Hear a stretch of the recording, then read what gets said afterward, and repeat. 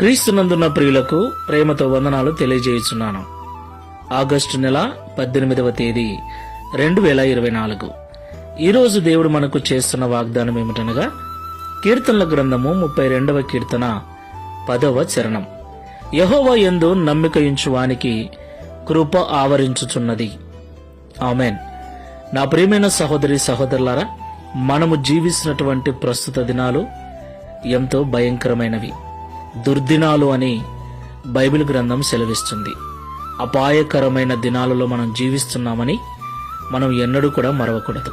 ఎన్నో రకాల తెగుళ్ళు, భయంకరమైనటువంటి చీకటి శక్తుల ప్రభావాలు మన జీవితాన్ని, కుటుంబాన్ని, ఆత్మీయతను పాడు చేయటానికి పొంచి ఉన్నాయి.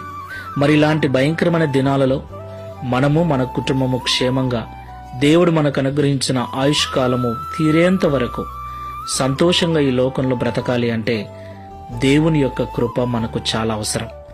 దేవునికి మహిమ కలుగునుగాక. అవును ప్రియులారా, దేవుని కృప మనల్ని రక్షిస్తుంది. దేవుని కృప మనల్ని స్వస్థపరుస్తుంది. దేవుని కృప మనల్ని ఆవరించి ఉన్నప్పుడు మన చుట్టూ ఉన్న ఈ శోధనలు, సాతాను సంబంధమైన చీకటి శక్తులు మనల్ని ఏమీ చేయలేవు. దేవునికి మహిమ కలుగునుగాక. మరి అలాంటి దేవుని యొక్క కృప మన చుట్టూ ఆవరించి ఉండాలంటే మనం ఏం చేయాలి? ఈ మాటలు వింటున్న ప్రియ సహోదరి సహోదరుడా, ఒకసారి దేవునిలోకి వచ్చిన తర్వాత మనకి ఏమొచ్చినా మనము వాటిని ఎదుర్కోవటానికి తగిన శక్తిని మనకు దేవుడు అనుగ్రహిస్తాడు. ఆ దేవుడు అనుగ్రహిస్తాడన్న నమ్మకం నీకు నాకు ఉంటే మన చుట్టూ ఆయన కృపను వైఫై లాగా ఆవరింపచేస్తాడు. ప్రార్థన చేసుకున్నాం.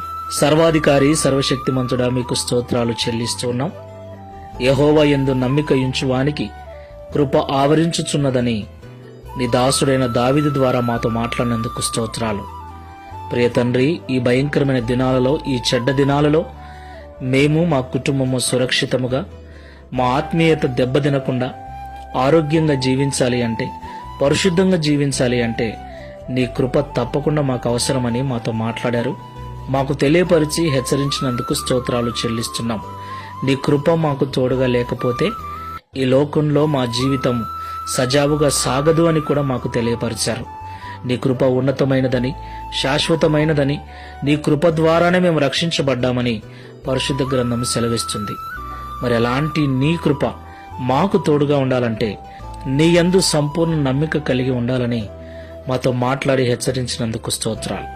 ఈ ప్రార్థనలో ఏకీభవిస్తున్న వారిలో నిన్ను నమ్ముకొని కూడా నీ సన్నిధికి వస్తూ నీ మాటలు వింటూ కూడా ప్రతి చిన్న సంఘటనకు, ప్రతి చిన్న సమస్యకు భయపడుతూ కృంగిపోతూ ఉన్నట్లయితే ఒకసారి జ్ఞాపకం చేసుకొని, నా దేవుడు నాకున్నాడు, ఆయన నా ప్రతి పరిస్థితి నుంచి విడిపిస్తాడు, ఆయన నన్ను రక్షిస్తాడన్న నమ్మకముతో, విశ్వాసముతో ఈ లోకంలో జీవించుటకు సహాయం చేయమని, తద్వారా ఈ దిన వాగ్దానమును మా అందరి జీవితంలో నెరవేర్చి మీ నామమును మహిమపరచుకునమని యేసు నామములో ప్రార్థిస్తున్నాము తండ్రి.